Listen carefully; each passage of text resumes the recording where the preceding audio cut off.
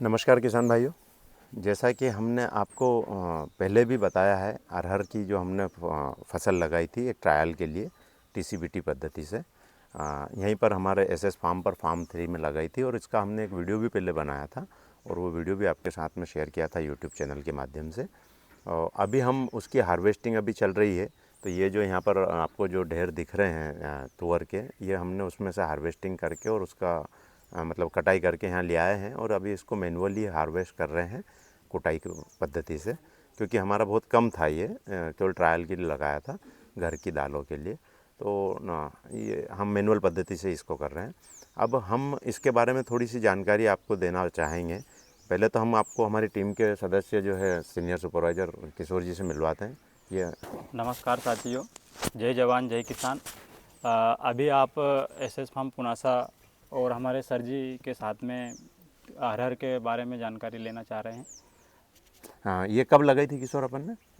ये सर हम 3 जून 2024 को इसकी बीज लगाए थे। 3 जून 2024 जब अपन ने कपास लगाया जब था। कपास लगाया, कपास के साथ ही इसकी सोइंग करी थी जी। और क्या ग्राफ पे करी थी? ये 3x3 के ग्राफ पे हमने लगाई है। ओके, और इसमें हमने टीसीबीटी पद्धति से लगाई, क्या क्या इसमें हमने प्रोसेस करी थी? टीसीबीटी पद्धति से हमने इसको अभी तक लाए हैं। सबसे पहले हम भूमि उपचार किए थे। भूमि उपचार में हम कंपोस्टिंग खाद डालते हैं। कंपोस्टिंग खाद डालने के बाद में हमारी गराड़ से ग्राफ बनाते हैं 3x3 का, और फिर बीज चोपने के बाद में हम उसके ऊपर से सबसे पहले हमारा सर्कुलर रहता है ऊर्जा जल चलाने का। तो ऊर्जा जल चलाया है। ऊर्जा जल के बाद में हम इसमें अन्न द्रव रसायन चलाए हैं, जीवाणु जल चलाए हैं, अणु जल चलाए हैं, फफूंद भक्षक V+ और M+ चलाए हैं। और पेस्ट मैनेजमेंट में हमने इसमें समय समय पे क्या किया है? हाँ, पेस्ट मैनेजमेंट में हम समय समय पर जैसे ईल को नियंत्रण करने के लिए कड़वा जैव रसायन बना हुआ है अपने पास, और अमृत धारा हमने बनाया है यहीं पे, और बजरंग बाण और रामबाण और नीम ऑयल का प्रयोग हमने किया है। ओके।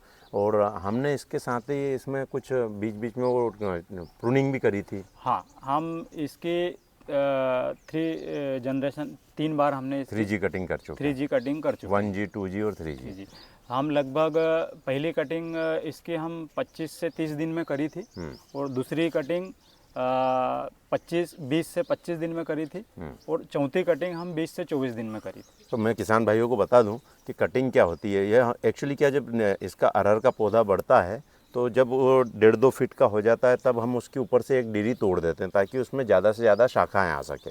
और फिर जब वो और मल्टीपल शाखाएं आती है तो फिर हम उनकी भी डीरियों को तोड़ देते हैं, तो वो कहलाती 2G कटिंग। पहले वाली जो शाखा तोड़ी वो 1G कटिंग कहलाई, फिर दूसरी बार जो तोड़ी वो 2G कहलाई, और फिर जब उनमें से भी शाखाएं आती है तो उसकी भी फिर हम डीरियाँ तोड़ देते हैं ताकि वो 3G कटिंग हो जाए और वहाँ से और मल्टीपल ब्रांचेस आ सके, यही ना जी। तो तीसरी बार की जो प्रूनिंग करी वो कितने दिन पर करी है हमने इसकी? हम जो तीसरी बार की करी है वो 20 से 22 दिन में ही हमने करी। नहीं, तीसरी बार वाली 3G कटिंग हम 2 महीने बाद करें। 2 महीने बाद, मतलब 60 दिन के बाद में 60 दिन के बाद में। तो उससे हमारे पौधे ने घेर अच्छा बनाया, जो शाखाएं आई वो काफ़ी अच्छी शाखाएं आई, है ना, जो कि हमने आपको वीडियो के माध्यम से दिखाई भी थी।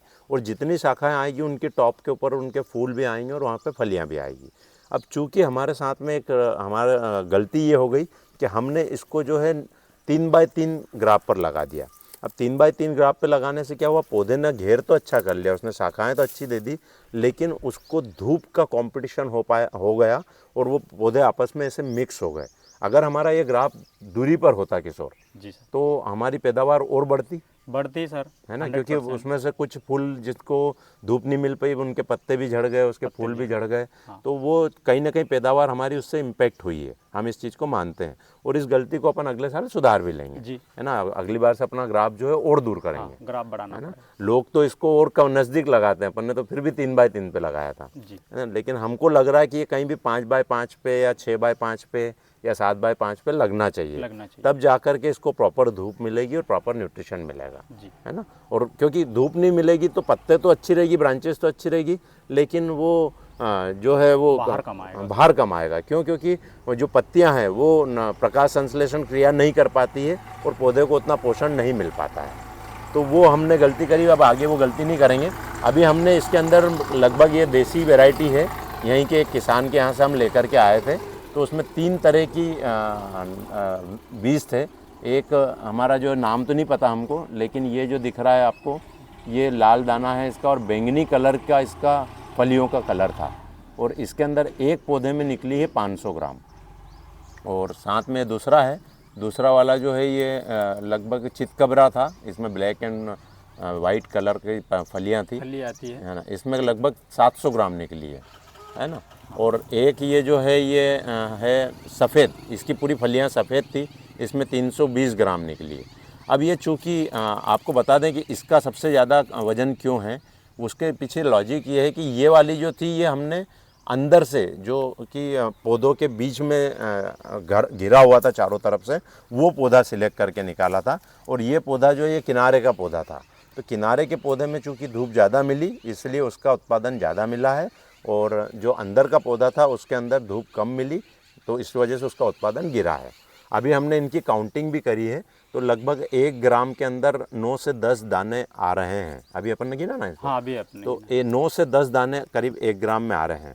और अगर हम इन तीनों का जोड़ते हैं और 3 से भाग देते हैं तो हमारा कहीं भी 508-510 ग्राम के आसपास का उत्पादन अब ये होता दिख रहा है एक पौधे से, एवरेज करके। क्योंकि किसी में 700 ग्राम भी है, किसी में 500 भी है, किसी में 320 ग्राम भी है, तो लगभग 500 ग्राम का हमारा एवरेज दिख रहा है।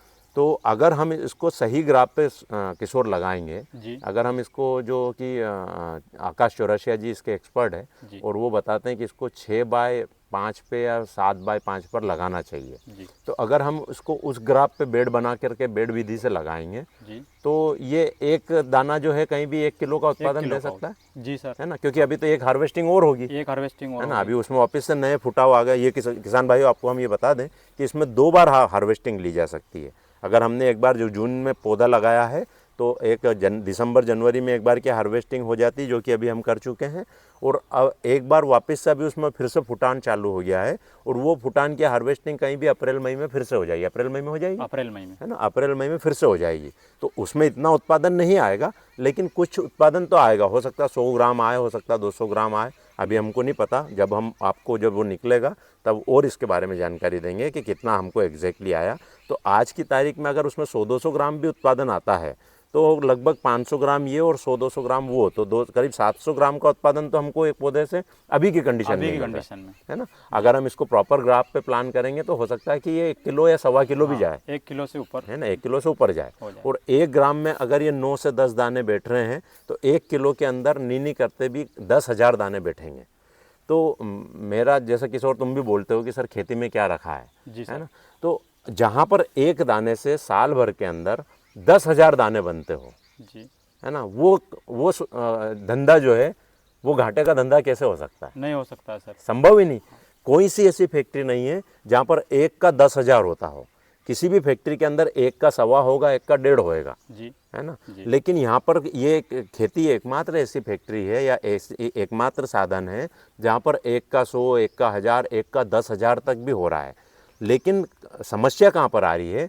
समस्या ये आ रही है कि उन 10,000 दानों में हम खर्चा इतना कर देते हैं, हम बोले तो किसान भाई, हमारे किसान भाई खर्चा इतना कर देते हैं कि वो 10,000 दाने में से 1,000 दाने तो पता चले लेबर में चले गए, है ना, 1,000-2,000 दाने फर्टिलाइजर में चले गए, 1,000-2,000 दाने पेस्टिसाइड में चले गए, है ना, फिर कुछ ट्रैक्टर और डीजल में इनमें चले गए। तो अंत में जो किसान भाई के हाथ में बचता है उसमें से कुछ मुट्ठी भर दाने ही बचते हैं। इस वजह से किसान जो है वो घाटे में जा रहे हैं, इस वजह से खेती जो है घाटे का सौदा बन रही है।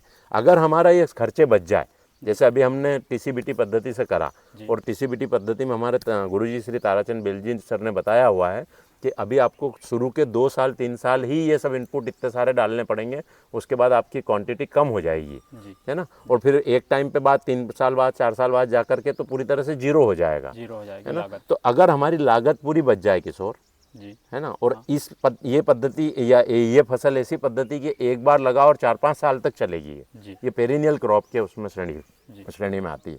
तो अगर हमारी लागत जीरो हो जाए, ना हमको जुताई करना पड़े, ना हमको बुआई करना पड़े, ना बीज की लागत आ रही है, ना खाद की लागत आ रही है, ना दवाई की लागत आ रही है, केवल जो हमको मजदूरी लग रही है वही लग रही है। या तो हम खुद करें या मजदूर से करवाएं, तो मजदूरी ही लग रही है। तो फिर ये सब मुनाफा हो सकता है कि नहीं हो सकता? हो जाएगा सर, ये 100% है। हाँ। कि किसान की सर इसमें दशा पूरी 100% तरीके से सुधर जाएगी। हाँ। और जो आज अपन यूट्यूब चैनल पे और जगह जगह सुन रहे हैं कि किसान आत्महत्या कर रहा है, ये बिल्कुल भी नहीं होगा। ऐसा नहीं होगा ना। नहीं तुम होगा। तो खुद किसान हो, तुम खुद मानते हो इस बात को, जी मानते है ना। हैं सर। प्लस ये तो एक ही फसल है, इसके अंदर हम अंटर क्रॉपिंग भी करेंगे। अगले साल जो हम करेंगे ना, इसके अंदर हल्दी भी लगा देंगे, अदरक भी लगा देंगे, वो वाला ट्रायल भी करेंगे। तो इस फसल से किसान भाइयों आपको बता दें कि अगर एक दाने से 1 किलो दाने बन जाते हैं, तो ये 7x5 पद्धति पे भी अगर लगाएंगे तो हमारे कहीं भी 1244 पौधे लगते हैं 1 एकड़ के अंदर। अगर 1244 पौधे में से हमने 10% माइनस भी कर दिया, 10-15%, कि चलो कुछ पौधे मर जाएंगे या कुपोषित रह जाएंगे, कुछ भी हो गया, तो भी लगभग 1100-1150 पौधे तो रहेंगे रहेंगे। और अगर एक पौधा हमारा 1 किलो भी मिनिमम उत्पादन देता है तो 11 कुंटल निकलेगी, आराम से निकल जाएगी। 11 कुंटल। आज की तारीख में इसका भाव क्या है? आज की तारीख में सर 7 से 8 हज़ार रुपये कुंटल। 7 से 8 हज़ार रुपये, मतलब 70 से 80 हज़ार रुपये का रेवेन्यू इससे जनरेट हो जाएगा आराम से, है ना। और अगर इसमें हमको जुताई नहीं करना हो, बुआई नहीं करना हो, खाद नहीं देना हो, है ना, तो क्या लागत आएगी मुश्किल से इसके अंदर? इसमें सर अभी तो मान लो हम खाद भी दे रहे हैं, है ना, तो ये इसके सहित 10-15 हज़ार रुपये में आराम से इसका पूरा आराम से हो जाएगा, सर। है ना, लागत जो है। तो 10 से 15 हज़ार रुपये की हम मान लो लागत भी इसमें से घटा दी 80 हज़ार रुपये में से, तो भी हमारे पास 50 से 55 हज़ार रुपये बचते हैं 1 एकड़ पे, 1 एकड़ पे, है ना। तो ये तो एक क्रॉप हो गई। एक क्रॉप। अब इसके अंदर अगर हम हल्दी भी लगा देंगे तो हल्दी या अदरक से जो उत्पादन लेंगे वो हमारी पूरी बचत होगी, क्योंकि लागत तो सारी इसने निकाल दी। जी सर। ठीक है ना। तो ऐसे करके कहीं भी 1 एकड़ से 1 लाख रुपए कमाना आसान है कि नहीं है? आसान है सर। 1 लाख तो आसानी से कमा सकते हैं, क्योंकि 50 से 55 हज़ार तो यही फसल दे गई। जी सर। है ना। प्लस 50-1 हज़ार रुपये मान लो अदरक हल्दी दे गया, वो तो वैसे तो ज़्यादा देता है, लेकिन हम फिर भी माने कि 50-1 हज़ार ही दे गया वो, तो लाख रुपए मामूली बात है। आराम से कमा सकते हैं, है ना। आज किसान 30-40 हज़ार रुपये एकड़ से ज़्यादा नहीं बचा पा रहा है सर। बचा रहा है क्या तो अपने एरिया में, जबकि यहाँ पानी की भरमार है, यहाँ नहर आती है और पानी खूब होता है रबी की फसल में, उसके बावजूद भी 30-40 हज़ार से ज़्यादा बच रहा है क्या? नहीं बच पाता, है ना। अगर उस कंडीशन में इस तरीके से जैविक पद्धति से किया जाए काम, तो 1 लाख रुपए कमाना आसान है कि नहीं है? आसान है। तुमको खुद को लग रहा है, तुमने ही सब किया है। जी सर। है ना। तो किसान भाइयों, ये यहाँ के किसान हैं, यहीं के गांव के रहने वाले हैं, हमारे यहाँ पर ये पिछले 2-3 साल से जॉब कर रहे हैं और इनकी खुद की खेती भी है। तो ये खुद मान रहे हैं उस बात को कि लाख रुपए कमाना आसान है। तो फिर जो मोदी जी का सपना है कि किसानों की आय को दोगुनी किया जाए, हो सकता है इससे सपना। तो किसान भाइयों, किसानों की आय दोगुनी तभी हो सकती है जब लागत को घटाया जाए। लागत को बढ़ा करके भविष्य में कभी भी किसानों की आय दोगुनी नहीं हो पाएगी, ये हम दावा कर सकते हैं। क्योंकि जिस तरीके से फर्टिलाइज़र और पेस्टिसाइड और फंगीसाइड और वीडीसाइड अंधाधुंध तरीके से डाला जा रहा है खेतों के अंदर, उसकी लागत दिन पे दिन, साल पे साल बढ़ती चली जा रही है और उपज घटती चली जा रही है। ठीक है। तो उपज घट रही है और लागत बढ़ रही है, तो उस फार्मूले से तो कभी भी किसान की आय दोगुनी नहीं हो सकती, बल्कि किसान की आय आधी हो जाएगी। अभी अगर 40 हज़ार किसान कमा पा रहा है 1 एकड़ में साल भर में, तो हो सकता है वो आज से 5 साल बाद उसी पद्धति से चलता रहा तो 30 हज़ार पे आ जाएगा, फिर 25 हज़ार पे आ जाएगा, फिर 20 हज़ार पे आ जाएगा। तो उसको आत्महत्या करने से कोई नहीं रोक सकता। या फिर अगर वो आत्महत्या नहीं कर रहा है तो वो अपने बच्चों को कहीं ना कहीं शहर की तरफ में धकेलेगा, चाहे उसको वहाँ 10-20 हज़ार रुपये 25 हज़ार की नौकरी करना पड़े, पर वो वहाँ पर नौकरी करने में आज सर ऐसी स्थिति आ गई है कि जो 10 एकड़ का या 20 एकड़ का किसान है, वो आधी जमीन को गिरवी लिखा करके और बच्चे उनको शहर में डाल रहे हैं। ओहो। और फिर उन बच्चों से नौकरी करवा रहे हैं। तो ये स्थिति इसलिए है कि जो रासायनिक डाल के जमीन को नशीली कर दिए हैं, तो जमीन को आदत हो गई है कि उसमें तुम जितना डालोगे, इस साल अगर 5 बोरी डाले तो अगले साल तुमको 10-12 बोरी डालना ही पड़ेगा। तो इस प्रकार से जमीन को उन्होंने बना दी है और उपज उतनी हो पा नहीं रही है, और इसके कारण फिर बच्चों की जॉब और किसान कर्जे में डूब रहा है।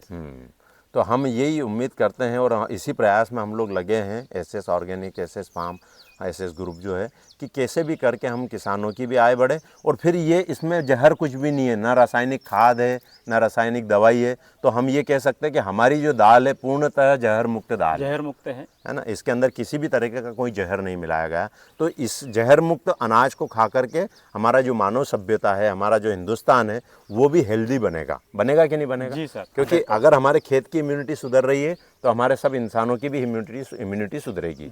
लेकिन उसके लिए हम सब लोगों को सामूहिक रूप से प्रयास करने पड़ेंगे, और तभी ये जाकर के हमारा सपना या हमारे मोदी जी का सपना या हमारी सरकारों का सपना पूरा होगा, और तभी हमारा जो भारत देश है वो विश्व गुरु कहलाएगा और वापस से सोने की चिड़िया बनेगा। तो यही हम जानकारी आपको देने के लिए आज यहाँ पर इकट्ठा हुए थे, और आगे भी हम आपको इसकी जानकारी देते रहेंगे। नमस्कार, धन्यवाद।